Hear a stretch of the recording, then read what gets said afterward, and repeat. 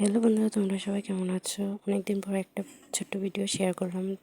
ঘুম থেকে উঠে বিছানাটা ছেড়ে নিলাম, টেরে চলে গেলাম ব্রাশ করতে। ব্রাশ করে ফ্রেশ হয়ে চলে আসলাম। তারপর রান্নাঘরে গেছিলাম, তার চা বিস্কুট একটু খেয়ে নিলাম। খাওয়ার পরে আমার শ্বশুরমশাই পরোটা এনে দিয়েছে, তো খেয়েছি। খেয়ে তারপর ঘর ঝাড় দিলাম। ঘর ঝাড় দিয়ে মুছে নিলাম ঘরটা। বাসি সব কাজ করলাম, করে তারপর চলে গেলাম চান করতে। চান টান করে তারপর গপুকে পুজো দিলাম। মানে সব ঠাকুরকেই দিয়েছি, আমার গপুকে না। পুজো দিয়ে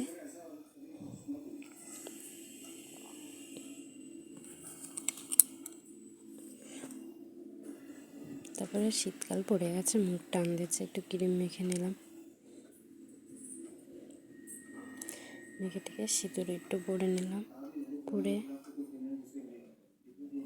চলো দেখি আজকে দুপুরে রান্না করেছি সাদা ভাত, তারপরে বেগুন ভাজা, কুমড়ো ভাজা, তরকারি, চিকেন।